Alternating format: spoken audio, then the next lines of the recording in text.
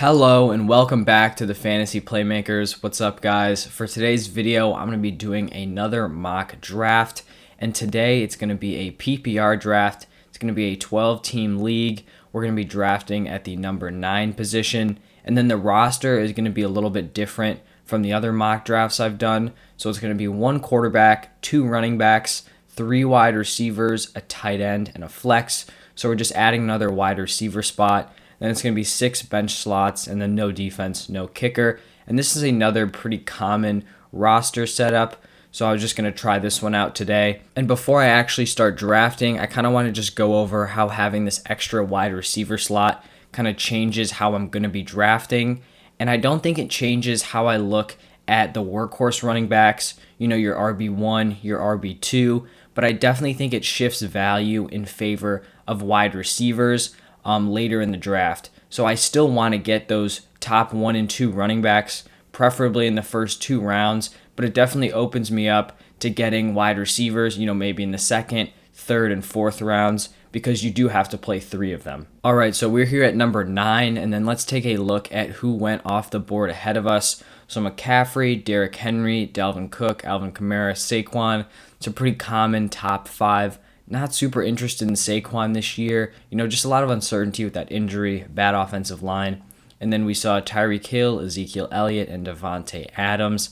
I wouldn't be taking wide receivers this early, but I definitely understand, mid-first round, especially since it is a 3 wide receiver starting lineup. And so let's see who is on the board for us here.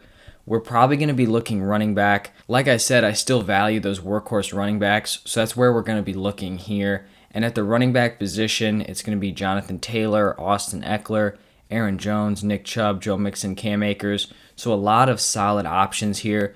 I think I'm going to be choosing between Jonathan Taylor and Austin Eckler, especially for PPR scoring. Austin Eckler is just a beast. I'd go Aaron Jones if Aaron Rodgers was back, but we just don't really know. So I'm not willing to take that risk here in the middle of the first round. And I think the pick here has got to be Jonathan Taylor. If you just look at what he did last year, when he wasn't even, the full workhorse the entire season, was pretty impressive. I mean, look at this, almost 1,200 yards, 300 receiving yards, 12 total touchdowns. Even if those receiving numbers go down, I still think he's going to get more carries, and he's going to be the workhorse of this very solid Colts offense. I think it's going to be an efficient run game. They still have a very solid O-line, and so I'm comfortable picking him here at number 9. I think he's my number 7 running back in my rankings, but it's kind of one of those spots where it's like, do I really want to take Jonathan Taylor here? I don't feel like there's a huge drop-off between him and the Austin Ecklers, the Nick Chubbs, all of those guys. So I don't know if I'd love taking him at like a number 7 or number 6, but here at number 9, I do really like the value. So he's going to be the pick here. Get that RB1 off the board, and then it really opens us up for next round. We could go running back, wide receiver. We could really go either way. All right, so after we picked, let's see who was selected after us. It was Travis Kelce going in the first round. I don't think this is crazy. I think we're actually probably going to see this in a decent amount of drafts. Just the positional advantage that he provides is pretty wild. And then 4 running backs, Nick Chubb, Aaron Jones, CEH, and Austin Eckler. I would definitely be taking Eckler before CEH. But, you could probably see that. And then Stephon Diggs, the 3rd wide receiver, off the board. And so now it is our pick. And we could go running back. We could go wide receiver. Definitely too early for quarterback and too early for those kind of second tier of the tier 1 tight ends. You have Travis Kelce, Waller, and Kittle. But I think Waller and Kittle are pretty clearly the 2 and 3. And so I'm looking more like early 3rd round to target those guys. So we're basically looking wide receiver or running back. And wide receiver, we've got DeAndre Hopkins, Calvin Ridley, Justin Jefferson. I honestly don't know if I love any of those guys at this value. Kind of an earlier 2nd round pick. I'd prefer to take one of those guys late 2nd. And so now we're looking at the running back position where we have Joe Mixon, Cam Akers, Antonio Gibson, Najee Harris. And I think this pick is going to come down to Joe Mixon and Cam Akers. I do like Antonio Gibson, but I think he's just a little bit behind Cam Akers in my rankings. And so I wouldn't say I'm 100% confident in either of these players. With Joe Mixon, I feel pretty reassured that he's going to get a very huge workload on this team. Giovanni Bernard isn't there anymore. The offensive line is improved. It's not great, but it's better than it has been in years past. But we have just seen some disappointing years from him, so we don't really know exactly what we're going to get. And then Cam Akers, I'm pretty sure he's going to get that huge workload, but it is a little bit concerning that we only saw it for like 6 games. Do I think it's going to happen? Yes, but I don't think it's 100% locked in. And so with this pick, I think I'm going to go with Joe Mixon just because I trust that the Bengals are going to be using him. This is going to be a very solid offense overall, and he gets involved in the passing game, which I think is just going to put him a little bit above Cam Akers, who didn't really find a ton of work in the receiving game. So Joe Mixon is going to be the pick here as my RB2, and I'm feeling pretty good about it. But now going into rounds 3 and 4, that's really where I'm going to try to attack the wide receiver position, unless there's some crazy value that I can't miss out on. After Joe Mixon went off the board, we saw a run on wide receivers with Hopkins, Jefferson, Keenan Allen, and A.J. Brown. And then we actually saw Cam Akers go at the 209. That is crazy value for whoever could get Cam Akers that late. And then in the third round, we saw Darren Waller and George Kittle come off at 304 and 307. I actually think they're probably going to come off later in most drafts. So, actually this team who has Kamara, Akers, and Waller, that's a pretty sick start to the draft. And then we also saw Patrick Mahomes come off the board in the middle of the third round. I'm just not going to be interested in targeting quarterbacks that early when I think there's so much depth at the position this year, because I feel like you kind of lose the chance to pick a value. You can't wait for a guy to fall because you already have that locked in, and you took him basically exactly at his ADP. But so now it is our pick, and I would really like to go wide receiver here, unless there's a running back we just cannot pass up. And I mean, we've got some solid running backs on the board: Miles Sanders, Chris Carson, David Montgomery. But none of those guys are going to make me want to, go 3 running backs before I get a wide receiver. I do like Chris Carson, but I like him more like very end of the third, early fourth, especially with this roster construction. So looking at the wide receivers, we've got Terry McLaurin, Amari Cooper, Chris Godwin, Julio Jones. Some very solid options here. And I think this pick is probably going to be between Terry McLaurin and Amari Cooper. And I think I'm going to be leaning Cooper here. I do think Terry's going to take a step forward with Ryan Fitzpatrick and these other weapons that they brought in, Curtis Samuel, De'Ami Brown, take some pressure off McLaurin. But I do just think we've seen it from Amari Cooper. We saw those first 5 games last year with Dak under center. He was an absolute beast. He was going to be on pace to be a wide receiver 1. And so I'm going to bet back into that offense. Their defense is still terrible. They're going to need to be throwing the ball the entire game. It's going to be really rare that the Cowboys are, winning by a decent amount at the end of the game where they can kind of just run out the clock. It's probably going to be close. This defense did not keep them in a lot of games last year. And so there's also going to be a lot of garbage time opportunities for Amari Cooper. And so I'm fine here having him as my wide receiver 1 in the end of the third round. After Amari Cooper, we saw a run at wide receiver with Terry, Mike Evans, Chris Godwin, Deontay Johnson, and Julio Jones all coming off the board. And then Josh Allen was picked right after that. And so now we're up here at the 404. And like I mentioned, running back or wide receiver is probably the pick here. And I think in an ideal world, there would be a crazy value here at wide receiver, so we could kind of balance that roster with 2 running backs, 2 wide receivers. But if I'm being honest, Chris Carson still on the board here in the early 4th round may be too good a value to pass up. I really love Robert Woods at wide receiver, but I do just think Chris Carson getting that 3rd running back just really sets you up well. And if I start my roster with 3 solid running backs, then I could just go wide receiver, wide receiver, wide receiver in the next 3 picks, because I don't need as much security at the position. I don't need to go out and get my 4th running back in the next couple of rounds.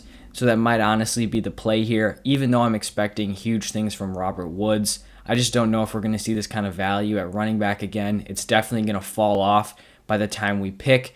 And so maybe, it's not ideal roster construction, but I think we have to go with the value here and go for Chris Carson. I really think he's going to reemerge as the workhorse of this backfield. Struggled a little bit last year, but a lot of it was due to injuries. And so I really think after getting that solid contract, he's going to regain his role in that offense. And so then after he came on the board, we saw a variety of positions: wide receiver, running back, a lot of wideouts actually. couple quarterbacks in Lamar and Prescott, and then we saw Mark Andrews at tight end. And so now we're up, and we probably want to go wide receiver here. We could actually look tight end, but late fifth, I'd rather get those guys in the early sixth round, the Hawkinsons, the Pitts. Honestly, I don't hate picking Kyler Murray here at quarterback, but I do think if we went in that direction, we'd definitely be setting ourselves back at wide receiver. So I think I'm going to have to pass on him there and hope that we can get some value with maybe a guy like Tom Brady, Ryan Tannehill, or Matthew Stafford later in the draft. So I'm really going to lock in here at the wide receiver position. And I think there are two clear options with this pick. We've got Brandon Ayuk and T. Higgins, both sophomore receivers, both really impressed as rookies. And both these guys are kind of in a similar position where we're not exactly sure what their role is going to be in their offense this year. With T. Higgins, they drafted Jamar Chase. Does that mean that T. Higgins is still the wide receiver one? Or is it going to be Jamar Chase? We don't really know. With Brandon Ayuk, he balled out last year, but a lot of his games were played without either Debo or Kittle, or without both of them. So, is he going to be the wide receiver one, the top target in that offense? We're not sure. I think I'm going to be leaning Brandon Ayuk here just because I do believe he's locked in as the wide receiver one. He's probably going to get less work than George Kittle, but I do think he's kind of elevated himself over Debo Samuel, and I just think he's a more versatile wide receiver. He can win with those slants, jet sweeps, screens, but he also had some of the best separation in the entire NFL, and that really translates anywhere. With T. Higgins, it's honestly a tough call between these two, but I do just think Jamar Chase is so talented, and I'm more confident in Ayuk being the wide receiver one than I am in T. Higgins taking over that role. So Brandon Ayuk here is going to be the pick. Lock up our second wide receiver position with Ayuk. David Montgomery came off the board, followed by Odell Beckham. Too early in my opinion. TJ Hawkinson, solid around this 5-6 turn. Tyler Boyd, T. Higgins. Wish T. Higgins would have fallen to us, but he did not. And then Kareem Hunt. And so here we are, and we actually have some really interesting options here. We could go with a variety of positions. I think we look at quarterback, Kyler Murray still on the board. That's pretty intriguing. Running back, Myles Gaskin. I really like him this year. Wide receiver, honestly, not a big fan of any of these guys at this ADP. But then tight end, Kyle Pitts. So I really think there are a bunch of different directions we could go. But I'm kind of leaning to go quarterback here with Kyler Murray. I haven't done this in a lot of drafts, get a guy earlier. But I just think Kyler Murray is my second-ranked quarterback, and being able to get him here in the sixth round is definitely a value. Hindsight is 20/20, so if I'm looking back at the picks I've made, knowing that Myles Gaskin would be here in the sixth round, I may have rather gone with Robert Woods over Chris Carson, because then I'd have three solid wideouts, and then I could get my RB3 here. But that's not how drafts work. You don't know exactly how it's going to play out, and so we can only play with the hand we've been dealt. And here, I think it's honestly going to be Kyler Murray at the pick. Just lock up this quarterback position, a really high upside player in Kyler Murray. I confidently have him as my number 2. We saw insane production last year from him, and that was with kind of falling off towards the end of the year. But it wasn't a Russell Wilson type falling off. It was that he actually dealt with an injury, a shoulder injury, which limited his running and passing ability. And so Kyler Murray, I'm all in on him this year. He's going into his third year. So he was putting up those impressive numbers as a sophomore quarterback. So that's why I'm confident in drafting him here. And now we're up again here. Let's take a look at who came off the board after us. We saw basically exclusively wide receivers with some tight ends and quarterbacks mixed in. Only 2 running backs, which is super rare. And while Myles Gaskin was not picked, and he is still available here in the 7th round, and I think I'm definitely going to have to capitalize on this. It's a little bit concerning that I haven't filled up my wide receivers, and I was already kind of picking them later, but I really think Myles Gaskin as a 7th round pick is just unreal value, and if he's going to be my first bench guy, I don't even know if I'm going to need to take another running back, until the very last couple of rounds, because having 4 running backs, I only need to be playing 2, so I feel like the odds are pretty high that at least 2 of these guys are going to be healthy. And so I think that's where we're going to go with Myles Gaskin here. He has so much potential being the workhorse of this Dolphins offense. Are we positive, he's going to get as much work as we want him to? We're not. He wasn't a highly touted draft pick. Doesn't have a ton of draft capital attached to his name. But when he was given the opportunity last year, he performed very well. And so I'm just going to be buying into that talent and opportunity. And as an RB4, I mean, that's pretty solid. So then we saw Raheem Mostert come off, Aaron Rodgers, Brandon Cooks, Tom Brady, Jarvis Landry, Marquise Brown. And so with this pick, I think we have to be pretty laser focused in on the wide receiver position. We already have a quarterback. I don't think I'm going to need to draft another one. Kyler Murray is going to be a starter every single week. Then our running backs, 4 solid running backs that I'm confident in, so we don't need to go there. Tight end, I think this is kind of the dead zone. You have your first tier, then you have your second tier, and then I think I want to wait at least a couple of rounds before I go and get that kind of last tier with like the Fants, the Dallas Goederts. Not that I dislike those guys, I just don't like them this early. And so we're set at running back, set at quarterback, don't want tight end yet, so the wide receiver position is where we're going to be looking. And looking at who's available, I think it's going to be between 2 players. It's going to be Curtis Samuel and Antonio Brown. And this is actually going to be a pretty tough decision. I think if I was going to go for upside, I would probably be going with Curtis Samuel just because, I mean, he has the potential to go into that Washington football offense, get a ton of carries, a ton of targets. We saw last year the Panthers used him a lot in the run game, kind of screen passes, all those gadget plays. But then we saw the year before when Ron Rivera, who was the coach of the Washington football team, when he was the Panthers head coach, they were using him as a deep threat. He had a ton of deep air yards.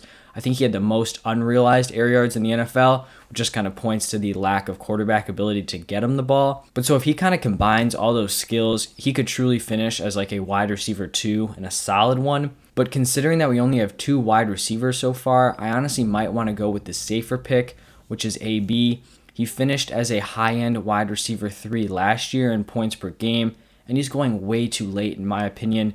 I really think he's going to settle into this offense and really ball out. I think people are kind of forgetting how truly special Antonio Brown is as a player, and I really think he still has a lot of talent. He showed some of it last year, and now with a full offseason, they're really able to kind of work him into the offense. I think he's going to be the pick here. I acknowledge it's more of a kind of safe volume pick, but I think that's kind of what we have to do to just make sure this lineup is kind of locked in and very safe, especially at the wide receiver position. So in the 7th and 8th round is where we saw a lot of the quarterbacks come off. I already talked about Herbert, Wilson, Rodgers, and Brady coming off, but then after those guys in round 8, Hurts, Burrow, and Stafford all came off the board. So I'm kind of feeling confident that I did select Kyler Murray because we may have missed out on those kind of value quarterbacks. And then along with all those guys, we saw some wide receivers, Curtis Samuel, Marvin Jones, Devontae Parker, Jalen Waddle go off. And then we kind of saw this running back group. Travis Etienne in the 8th round is pretty insane value. But other than that, Leonard Fournette, Melvin Gordon, Gus Edwards, David Johnson, Ronald Jones, Zach Moss, Kenyon Drake, not a big fan of that value. It makes me very glad that I do have 4 solid running backs. Michael Carter, not a bad pick here in the 9th. That's really the only one of those guys that I really like. And so now we're up here. We probably want to be attacking the wide receiver position again unless there is a solid tight end available. Looking at these wide receiver options, Corey Davis, not a huge fan with the Jets. I've been hearing a lot of good things about Elijah Mitchell, and I just don't think this offense is going to be explosive enough to be supporting multiple wide receivers. I don't even know if they can support one, honestly. Michael Gallup, not a huge fan. I don't think he's going to be seeing a lot of work unless someone in that wide receiver room gets injured. Mike Williams, I've actually been seeing some Mike Williams hype recently, and I honestly don't really understand it. He didn't really do much last year with Herbert at quarterback, so I don't really understand why everyone thinks he's going to take this huge step this year. I mean, it seems like he gets injured almost every game, and so he's definitely a guy I'm going to be avoiding. Beasley is an interesting pick here. T.Y., Darnell Mooney, those are the guys kind of in the range that I'm going to be looking at. But I do want to take a look at the tight end position because that is where we are missing a spot in our starting lineup. And honestly, Dallas Goedert is a pretty intriguing option here. Going in the 9th round, late 9th round, honestly, is pretty solid for him. And we could really fill out that entire starting lineup and then really just attack those kind of shot-in-the-dark wide receivers and hope some of them connect. If he's the tight end 1 on this Eagles team, it's going to be pretty solid. They don't have a ton of weapons, so he'll really need to be targeted. And so I feel confident going Dallas Goedert here. And it also fills in our starting lineup, which is always something that you kind of want to see. After Dallas Goedert, we saw some of those running backs, A.J. Dillon, James Conner, Devin Singletary, and Damian Harris come off the board. Also Noah Fant at tight end. Honestly, do not like Noah Fant this year. I don't see a lot of the hype. If he couldn't perform last year without Cortland Sutton on the field, why is he now going to perform when he has Judy and Sutton in front of him? T.Y. Hilton came off the board. He was one of those wide receivers that I'd be looking at, but there are still going to be some other options here. And so we're looking at Cole Beasley and Darnell Mooney probably at this ADP. And I think I'm going to be leaning Cole Beasley just because I want to get some security, kind of similar with the Antonio Brown pick. We only have 3 wide receivers so far, and we need to be starting 3 of them. So I want some kind of safe, consistent options. And so Cole Beasley is going to be that guy. Darnell Mooney probably has a higher ceiling, but we just don't really know what's going to be going on with this Bears offense. We know what's going to be going on with the Bills. They're going to be throwing the ball a lot. Cole Beasley is going to be getting a ton of targets, and so that's why I like him here at this spot. We saw a big run on wide receivers after our pick. It was Jamison Crowder, followed by Trey Sermon, who kind of broke it up. But then Michael Gallup, Corey Davis, Russell Gage, Darnell Mooney, Mike Williams, Henry Ruggs, all those guys in a row. And then a mix of these kind of handcuff running backs and late round tight ends. So Hunter Henry, Naheem Hines, Irv Smith, Jamal Williams, Tyler Higbee, Tony Pollard, Elijah Moore, and Tariq Cohen. And so let's see who is left. We probably want to be going wide receiver again unless one of these kind of running backs sticks out as some value. And honestly, having Ryan Tannehill still on the board seems pretty crazy. And it's not even a pick where I'm going to be playing him. But having a guy like Ryan Tannehill, who I really think is going to finish as a top 10 quarterback, being able to get him this late, he's definitely a guy who's going to have some trade value. One of these top quarterbacks is going to go down, and someone is going to need another guy to step in. And if we have Ryan Tannehill, he could really offer us some serious trade value, maybe help us upgrade at one of these wide receiver positions, which is something we're probably going to need because it's definitely our weakest point in our roster. And I mean, let's just take a look at the other positions. Like, are we missing out on a lot? Tight end, we're probably not going to target. Running back, Latavius Murray, J.D. McKissick, James White, Darrell Henderson, Phillip Lindsay. No thank you on those guys. Then wide receiver, Jalen Reagor, Nelson Aguilar, John Brown. I do like John Brown this year, but I mean, any of these guys, do we feel super confident that they're going to hit? I don't feel maybe even 60% confident that they're going to hit. So I honestly think we're going Tannehill here. And it's not because we're going to be playing him. It's totally just acquiring value. And he's someone that we're going to be able to use as a trade asset and hopefully upgrade the wide receiver position. Someone is going to have an injury and they're going to need to trade for a quarterback like that. And then look at that. After we picked, really none of the guys we were interested in came off the board. Jeff Wilson, J.D. McKissick, Latavius Murray, and Alexander Mattison at running back. We don't want those handcuff guys. And then Sterling Shepard and Jalen Reagor. Jalen Reagor maybe could have been a pick, but I mean, I'm not super in on him this year. Sterling Shepard, definitely not. He couldn't produce with Kenny Golladay and not in the lineup. Then what is he going to do now that Kenny Golladay is there? And so we got to look wide receiver here. Aguilar, not a huge fan of really any of these New England Patriots weapons. If Cam Newton is going to be the quarterback, it's going to be a lot of running, not a lot of just passing touchdown upside or passing yardage. So he's a guy I'm not going to be going after here. John Brown is interesting. And actually, Mecole Hardman, I'm not a big fan of him, but I think going this late, he actually may have some value. I think I'm still going to be leaning John Brown here just because I do think if Mecole Hardman hits, he's going to be a pretty inconsistent play. Whereas if John Brown hits, I think he's able to get some more volume and be a more consistent option, where Mecole Hardman is more going to be a big play. Maybe he gets that 60-yard touchdown and he produces. If not, he's basically going to be a bust in your lineup. So I'd rather get that consistency, especially because we are weaker at the wide receiver position. So this late in the draft, it's definitely going to be, struggling to get some value at the end. Just a ton of different guys going off the board, some wide receivers, a tight end, a lot of those running backs, and then also some backup quarterbacks were selected. Deshaun Watson in the 13th round, if he does play, is probably going to be the best pick of the draft, but I don't have a ton of confidence that he's going to play this year. Now here in the 13th round, I think this is the perfect time to get one of my favorite late round targets. Talked about him a ton. It's going to be Rashad Bateman. Has the opportunity to step in and be the wide receiver 1 there with the Ravens, and I'm not going to pass up on that, especially this late in the draft. He's definitely a dart pick, but in a 3 wide receiver setup, you do need a lot of depth at the position, and so he's going to be the guy there. And let's take a look at who was drafted before we make our final selection. We basically saw every position: Damian Williams at running back, Gronk at tight end, Kirk and Baker at quarterback, and then Gabriel Davis and Deshaun Jackson at wide receiver. So now this is our last pick. Looking at our roster, we have 2 quarterbacks with Kyler Murray and Ryan Tannehill, 4 running backs with Jonathan Taylor, Joe Mixon, Chris Carson, and Myles Gaskin.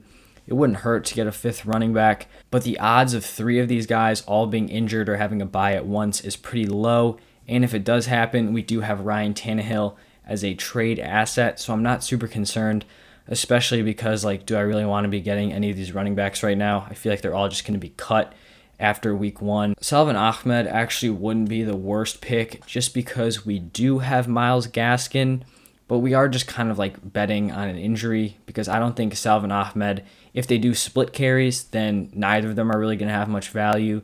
And if Myles Gaskin gets injured, I'm not even 100% sure that Salvon Ahmed is going to be getting the work.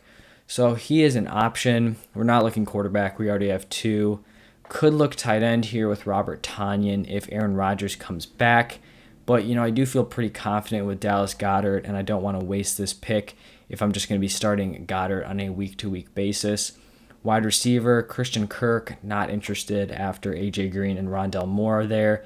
Denzel Mims, haven't been hearing great stuff out of the Jets camp, and that is a crowded wide receiver room. Paris Campbell, probably not. Perriman, maybe.